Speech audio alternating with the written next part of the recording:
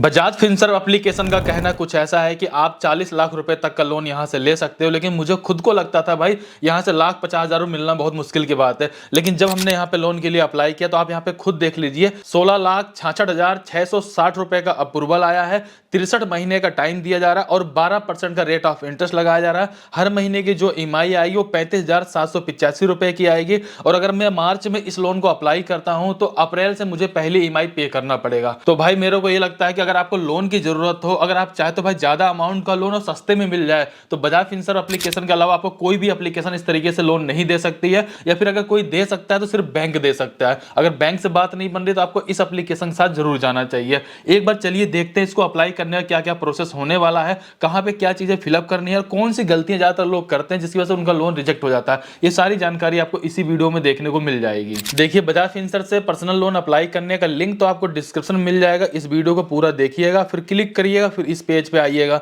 यहां पर आने के बाद सबसे पहले अपना अमाउंट डालिए कि आपको अमाउंट कितना चाहिए। कम से कम 20,000 रुपए तो आपको डालना ही पड़ेगा। फिलहाल हम यहाँ पे 10 लाख रुपए लोन के लिए अप्लाई करेंगे। फिर ये भी जरूरी है कि भाई अगर हम 10 लाख रुपए के लिए अप्लाई तो कर रहे हैं, लेकिन अगर हमारी एलिजिबिलिटी के हिसाब से अगर हमें यहाँ पे ज्यादा लोन का अप्रूवल आता है तो हम ज्यादा को भी ले पाएंगे, और वहीं आपका कम अमाउंट का लोन अगर अप्रूवल होता है तो आपको वही अमाउंट लेना पड़ेगा। तो फाइनल डिसाइड अभी आप नहीं कर सकते आपको कितने का लोन मिलेगा, लेकिन हाँ, जितना चाहिए लगभग उसके आसपास का अमाउंट आप यहाँ पे डाल सकते हैं। जैसा कि हमने यहाँ पे 10 लाख रुपए डाल लिया है और हमें यहाँ पे टाइम सेलेक्ट करने के लिए बताया था कि 12 महीने से लेकर के 96 महीने तक का हम टाइम यहाँ से सेलेक्ट कर सकते हैं। फिलहाल मैं यहाँ पे सिर्फ 60 महीने का टाइम सेलेक्ट करता हूँ। लेकिन एक बात जरूर ध्यान रखिएगा, अगर आप इस लोन को भी लेने वाले हो, इस लोन में देखेंगे 3 वेरिएंट आपको देखने को मिल जाएंगे। सबसे पहला है फ्लेक्सी टर्म है, दूसरा फ्लेक्सी हाइब्रिड है, तीसरा टर्म लोन है। लेकिन जो यहाँ पे जो बीच वाला देख रहे हैं फ्लेक्सी हाइब्रिड लोन, अगर आप कोई भी लोन यहाँ से अप्लाई करते हो, अगर 72 महीने के लिए अप्लाई करेंगे तब जाकर फ्लेक्सी हाइब्रिड वाला आपको ऑप्शन देखने को मिलेगा। नहीं तो आपको सिर्फ यहाँ पे 2 ही ऑप्शन देखने को मिलेगा। अगर आपको ये डाउट हो तो भाई इन दोनों में से कौन सा हमें सेलेक्ट करना है तो मैं आपको वो भी क्लियर कर देता हूं। आपको यहाँ पर सिंपल सा टर्म लोन को सेलेक्ट कर लेना है। इसके बाद देखेंगे यहाँ पर आपको सारी जानकारी देखने को मिल जाएगी,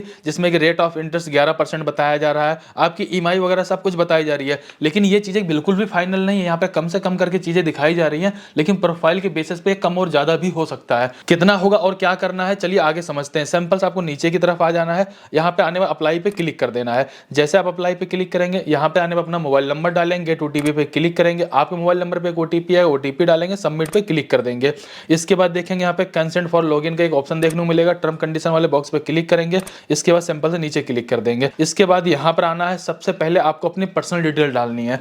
पर्सनल डिटेल डालते समय कोई गलती मत करना। जैसा कि देखेंगे सबसे पहले आपको अपना फुल नेम डालना है। जब फुल नेम डालेंगे तो पेन कार्ड के अकॉर्डिंग ही नाम यहाँ पे एंटर करेंगे, ना कि आधार कार्ड या फिर कुछ भी चेंजेस हो तो किसी और मास्टर नहीं मानना, पेन कार्ड को आपको मास्टर मान लेना है। इसके बाद अपने जेंडर को सिलेक्ट कर लेंगे, डेट ऑफ बर्थ डालेंगे और आपका जो पेन कार्ड का नंबर होता है उस नंबर को यहाँ पे एंटर करेंगे। इसके जस्ट बाद आपसे पूछा था एम्प्लॉयमेंट टाइप, यानी कि अगर आप कहीं पर जॉब करते हो सैलरी सेलेक्ट कर लीजिए, अगर आपको कोई बिजनेस है तो सेल्फ एम्प्लॉय सेलेक्ट कर लीजिए, या फिर अगर आप घर बैठे कोई काम करते हो तो घर बैठे हुए काम के लिए भी आप यहाँ पे सेल्फ एम्प्लॉयर सेलेक्ट कर सकते हो। अगर आपकी कोई शॉप वगैरह चल रही है तो भी आप सेल्फ एम्प्लॉयर सेलेक्ट कर सकते हो। अब जैसा कि मैंने यहाँ पे सेल्फ एम्प्लॉयर सेलेक्ट कर लिया है, अगर मेरे पास जीएसटी नंबर है तो मैं इसको डाल सकता हूँ, अगर नहीं है तो उसको ऑप्शनल दिया गया तो छोड़ सकते हैं। इसके बाद सिंपल से अपने एरिया का पिन कोड यहाँ पे एंटर कर देंगे, जहां पर आप रहते हैं, यानी कि जहां पर आप कंपनी है, जहां बिजनेस करते हो वो नहीं, जहां पर आप रहते हो उसका पिन कोड यहाँ पे एंटर करेंगे। टर्म कंडीशन वाले बॉक्स पे क्लिक करेंगे, सिंपल से आप कंटिन्यू पे क्लिक कर देंगे। इसके जस्ट बाद देखेंगे अब आपको यहाँ पे इनकम का वेरिफिकेशन भी करना है। इसको करने के लिए बहुत ही सिंपल सा प्रोसेस बताया गया है कि आपको नीचे सिंपल आना है, कंटिन्यू पे क्लिक कर देना है। जैसे आप कंटिन्यू पे क्लिक करेंगे आपको यहाँ पे अपने बैंक की डिटेल देनी है ताकि उस बैंक का वेरिफिकेशन भी हो पाए, साथ साथ उसी बैंक अकाउंट में आपके पैसों को भी ट्रांसफर किया जा सके।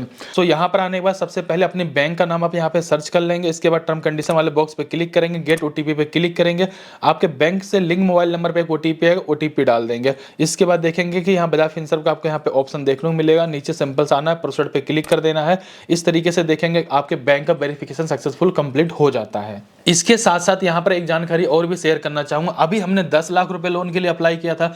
जब हमारे बैंक का वेरिफिकेशन हो जाता है, जब उसमें ट्रांजैक्शन को देखा जाता है, उसके बिहाफ पे ये अमाउंट कम भी हो सकता है और ज्यादा भी हो सकता है। ये बात आपको मैं पहले क्लियर करके चलना चाहूंगा।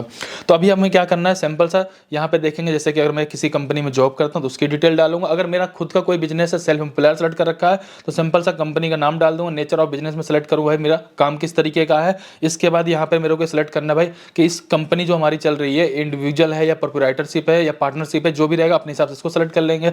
और इस कंपनी को हम कितने समय से चला रहे हैं उसको यहाँ पे इंटर कर देना है। एनुअल टर्नओवर कितना है हम सिंपल से यहाँ पे उसको इंटर कर देंगे। इसके बाद देखिए नीचे की तरफ आएंगे, आपसे पूछा था जो आपका बिजनेस का एड्रेस है और जो आपका रेजिडेंशियल एड्रेस है, यानी कि आप जहाँ पर रहते हैं जो बिजनेस करते हो, अगर दोनों सेम है तो आप सिंपल से यस पे क्लिक करिए। जैसे मान लीजिए कि अगर मान लीजिए मैं घर पे रह के कोई काम कर रहा हूँ, कोई बिजनेस कर रहा हूँ, तो सिंपल से इस पे सेलेक्ट कर लूंगा। अगर मान लीजिए मेरा रहने का एड्रेस और जो मेरा यहाँ पे कंपनी का एड्रेस अलग अलग है, तो सिंपल से नो पे क्लिक करके उस एड्रेस को फिलअप कर लूंगा जो मेरा दूसरा एड्रेस है। इसके अलावा देखें यहाँ पर आने के बाद आपसे पूछा था भाई अगर आपकी कोई मंथली ईएमआई चल रही है किसी और लोन की, तो आप उसका अमाउंट यहाँ पे इंटर कर सकते हैं। बाय द वे कोई भी लोन नहीं चल रहा तो सिंपल से 0 इंटर करिए, इसके बाद सिंपल से कंटिन्यू पे क्लिक कर दीजिए। अब यहाँ पर आपको अपने ऑफिस का कंप्लीट एड्रेस को फिलअप कर लेना है, इसके बाद सिंपल से आपको कंटिन्यू पे क्लिक कर देंगे। अब यहाँ पर देखेंगे फाइनल लोन का अमाउंट आपकी प्रोफाइल के बेसिस पे अब आपको यहाँ पे दिखा दिया जाएगा। जैसे देखेंगे हमारे केस में 16,66,660 रुपए का अमाउंट यहाँ पे दिखाया जा रहा है। और यहाँ पे देखेंगे रेट ऑफ इंटरेस्ट पहले 11% दिखाया जा रहा था, अब यहाँ पे देखेंगे 12% का दिखाया जा रहा है। जबकि ये अब जो भी चीजें दिखाई जा रही है बिल्कुल फाइनल है, क्योंकि आपका पैन कार्ड का वेरिफिकेशन हो चुका है, आपके बैंक का वेरिफिकेशन हो चुका है, आपके पूरे प्रोफाइल के बेसिस पे आपको ये लोन का ऑफर दिखाया जा रहा है, जिसमें हमारा यहाँ पे प्लस हो चुका है, कुछ लोगों का माइनस भी हो सकता है, कुछ लोगों का प्लस हो सकता है, ये आपके प्रोफाइल के ऊपर डिपेंड करेगा। अब जैसे कि मान लीजिए हम इस लोन को लेने वाले हैं, तो यहाँ पर मुझे बताया कि भाई हमें 63 महीने का टाइम दिया जा रहा है, जिसमें हर महीने की ईएमआई आएगी 35,785 रुपए, 12% का रेट ऑफ इंटरेस्ट लगाया जाएगा। आप चाहते हो अगर आपको इसमें लगता है मुझे कम समय के लिए लेना है, या जो टोटल अप्रूवल आए इसमें मुझे 5 लाख चाहिए, 10 लाख ही चाहिए, तो एडिट डिटेल पे क्लिक करके आप इसको यहाँ पे कम और ज्यादा भी कर सकते हैं। लेकिन अभी यहाँ पर जो भी लोन का अमाउंट दिखाया जा रहा है, मैं इस लोन को लेना चाहता हूँ, मैं सिंपल से नीचे आऊंगा, कंटिन्यू पे क्लिक कर दूंगा। अब यहाँ पे देखेंगे आपको सारी जानकारी इस लोन के बारे में दे दी जाएगी, जिसमें कि सबसे पहला हमारे यहाँ पे जो लोन का अमाउंट है 16,66,660 रुपए है। प्रोसेसिंग फीस यहाँ पे नहीं ली जा रही है। और यहाँ पे देखेंगे कि भाई जो स्टैंप ड्यूटी की फीस है वो 1,000 रुपये ली जा रही है। इस तरीके के यहाँ पे सारे चार्जेस दिखा दिए गए हैं। नीचे की तरफ आएंगे, यहाँ पे क्लियर कर दिया गया लोन का अमाउंट, कितने समय तक के लिए आप लोन ले रहे हो, जो लोन का वेरिएंट है, कौन सा वेरिएंट है वो भी आपको यहाँ पे देखने को मिल जाएगा। सारी चीजें देखने के बाद अगर आपको सही लगता है सिंपल आप कंटिन्यू पे क्लिक कर देंगे। इसके जस्ट बाद आपको यहाँ पे अपनी एक सेल्फी अपलोड कर देनी है। सेल्फी अपलोड कर देने के बाद देखेंगे आपको डिजी लॉकर के माध्यम से अपनी केवाईसी कंप्लीट करनी है। इसके लिए क्या करना है, सिंपल से नीचे की तरफ आएंगे, कंटिन्यू पे क्लिक कर देंगे। कंटिन्यू पे जैसे आप क्लिक करेंगे अब यहाँ पे देखेंगे भाई कि अपने आधार कार्ड का नंबर डाल देना है। नेक्स्ट पे क्लिक कर देंगे। आधार कार्ड से लिंक मोबाइल नंबर पे ओटीपी है, ओटीपी डालेंगे, सबमिट पे क्लिक कर देंगे। और अब आपके आधार कार्ड की सारी डिटेल्स आपको यहाँ पे देखने को मिल जाएगी।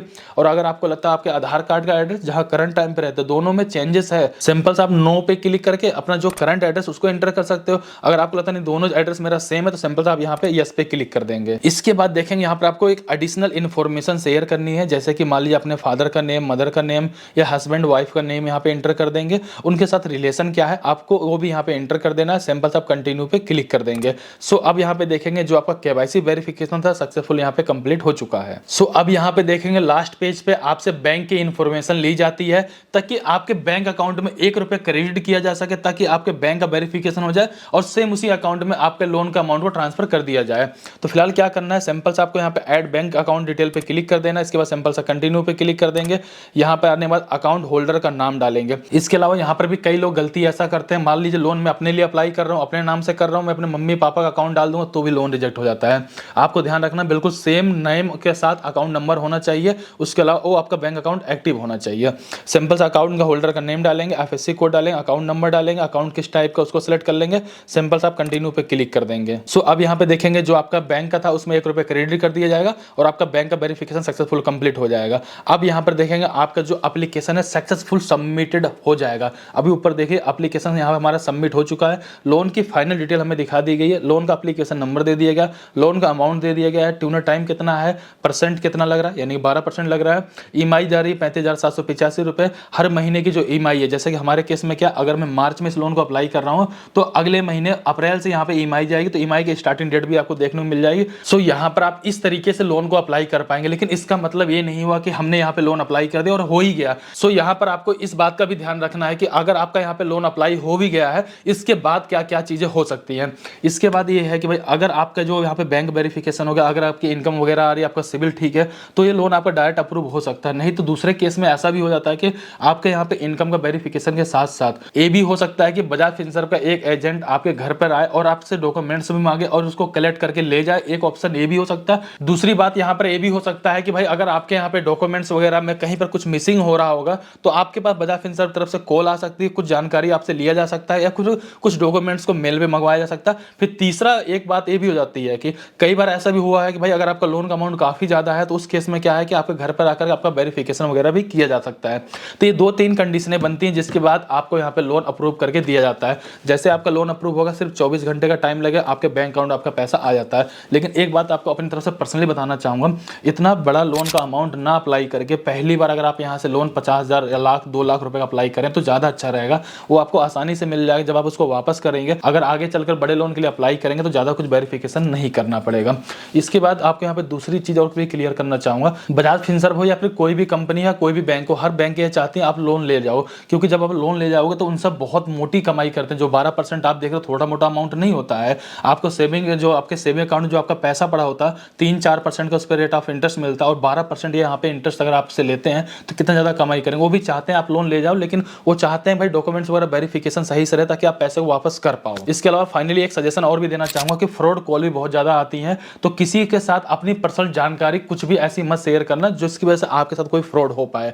तो अपना सोच समझ के सारी चीज़ों को करिएगा। अगर आप बजाज फिनसर्व के पहले से कस्टमर होते हो तो लोन मिलने में बहुत ज़्यादा सहूलियत होती है। पहले से कस्टमर बनने का सबसे आसान तरीका है, बजाज फिनसर्व ईएमआई कार्ड को अप्लाई कर सकते हो। बजाज फिनसर्व ईएमआई कार्ड लेने के बाद आप आराम से यहाँ पे लोन के लिए अप्लाई कर पाओगे। बजाज फिनसर्व लोन अप्लाई करना और ईएमआई कार्ड अप्लाई करने का आपने वीडियो कंप्लीट हमारे चैनल पर जरूर देखा होगा। इनका दोनों का लिंक भी आपको डिस्क्रिप्शन में मिल जाएगा। चलिए मैं आपको यहाँ पे एलिजिबिलिटी भी एक बार शेयर कर देता हूँ। अगर आप लोन अप्लाई करने वाले हो 21 से लेकर 65 आपकी एज होनी चाहिए, सैलरी पर्सन या सेल्फ एम्प्लॉयर होना चाहिए। इसके अलावा जो आपका यहाँ पे सिविल स्कोर है वो 685 से प्लस होना चाहिए। फिलहाल इस वीडियो के लिए लाइक करिए, चैनल सब्सक्राइब करिए। कहीं पे कोई डाउट हो प्लीज कमेंट कर जरूर बताइए। चलिए फिर मिलते हैं किसी नेक्स्ट वीडियो में, तब तक के लिए जय हिंद जय भारत।